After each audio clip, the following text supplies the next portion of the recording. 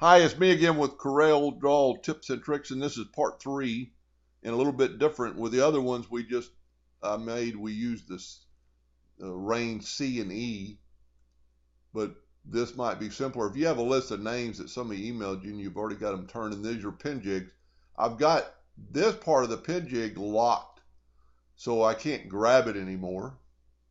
And the other way, we took the pin, and then this way you could hold down the shift key and select that, and then hit CE, and it put it in the name. But you don't really have to do that. If you've got, go up to view, and if you have snap to object checked, when you grab that thing, it is going to snap to the center of that box. It's going to, I don't know if you can see that on your screen, but it's got center.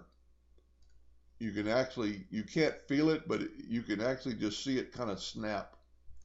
So that might be a quicker way to do that. Now, with that said, you could still, use the CE and just could hold down the control, hit that one, CE, click on that one, hold down the shift, CE.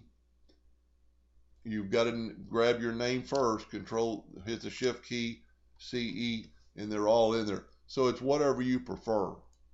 That might be a little bit simpler either way for some people. Anyway, I hope that helped a little bit. Thank you for watching.